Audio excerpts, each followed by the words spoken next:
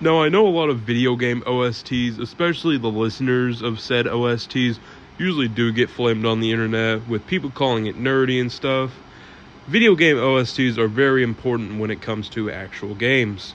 They usually help set the right mood for a game. Like, take example Doom. Like, it's a pretty fast-paced game, especially the modern ones. And you know what fits the best with it? Really fast-paced music.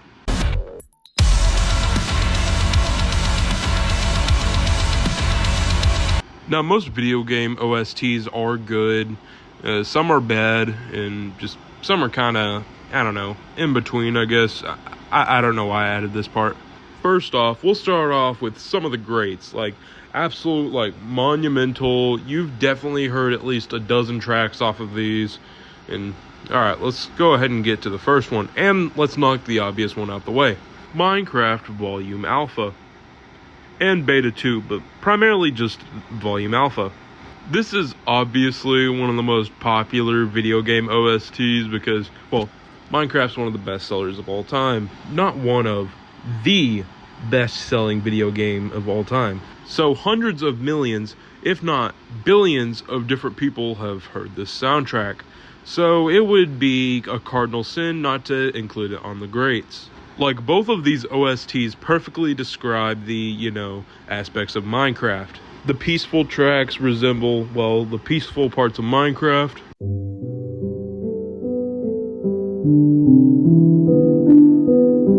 The, like, epic sounding tracks perfectly resemble the adventureness of Minecraft.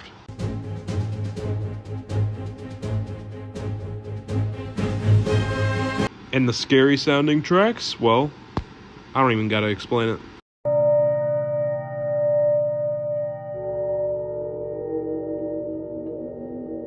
Truly horrifying.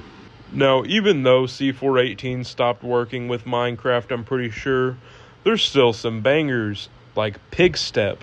Oh my gosh, Pig Step. Another pretty popular one is the Undertale and Deltarune soundtracks. Toby Fox, I know you're not watching the video, but if you are, you have created some of the best, OSTs of all time. Hot take, but I kind of prefer the Undertale soundtrack over the Deltarune soundtrack. You know what? I'm just going to scroll through my liked songs for the Undertale soundtrack, and just, you're going to hear a lot of songs you've heard before.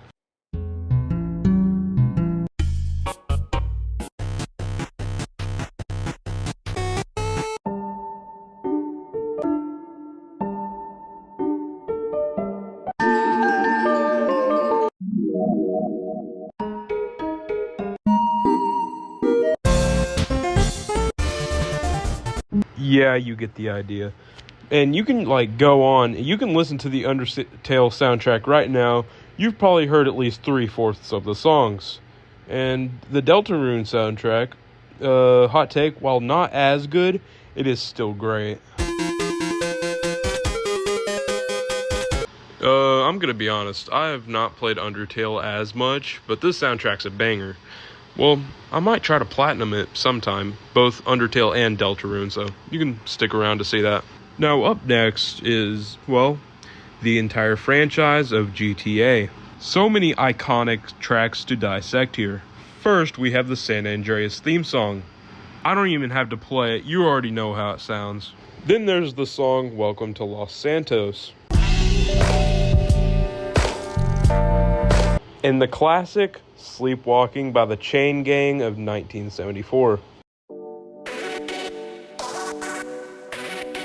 There's also Soviet Connection from GTA 4. I don't want to play too many tracks because I don't want to get copyrighted. But yeah, you can go ahead and play most of these for yourself. There's way too many iconic and just great, soundtracks, video game soundtracks to include on this category. So I'll just leave it with these three. I might talk about some other time. Now let's talk about the retro soundtracks. We're talking about the old games from the 80s and 90s, probably some from the 2000s too. I'd just like to mention and get it out the way. We got to start off with Super Mario Bros. Now, there's quite a few iconic tracks I've definitely heard, And again, since I don't want to be copyrighted, I'm going to go ahead and just do it myself. Since Nintendo will blow up my house if I even dare to, play these for a fraction of a second, I'm not going to play any of them. But you probably already know how they sound, so I don't even need to in the first place. There's also the level complete and the level death sounds, which are also really iconic and, pretty monumental too. There's the Tetris theme song, there's the original Sonic soundtrack, and screw it, even the original Doom soundtracks, even though they rip off other bands.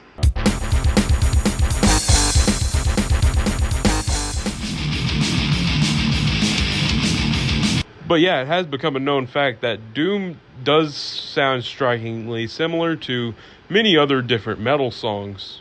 Now, there's way more games, and especially their themes from like the 80s and 90s that have become really popular. Super Mario 64 and just, so many. So anyways, let's go ahead and move on to what I think and what I would consider to be pretty underrated. First of all, let's start this off with the soundtrack to Bully.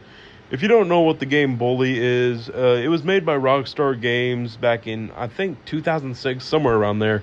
And it's about, like, some kid, like, going to boarding school or something like that. It's been, like, almost a year since I played it. But the soundtrack does slap, like, a lot.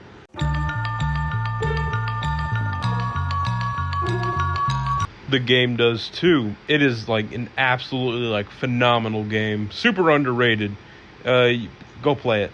Also, I know I already have talked about them before, but GTA, I'm talking, like, not the official games, like what I did talk about, like, 3 minutes ago? I'm primarily just talking about, like, the DLC, or whatever it is, the Ballad of Gay Tony. Honestly, the theme song does kind of fit the name. This song alone makes me want to go play the Ballad of Gay Tony. We've talked about the great ones. We talked about a couple of underrated ones. So, now even though I can't think of any other, like, bad OSTs, there is one that many people consider the worst. Even I do. And that is the Crazy Bus theme song.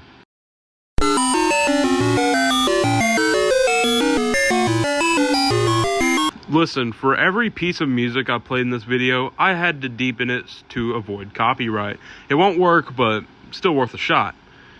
I don't even think Sega cares about me, like, using it, because they don't want to own the rights. And who would, respectively? That is, like, oh my gosh.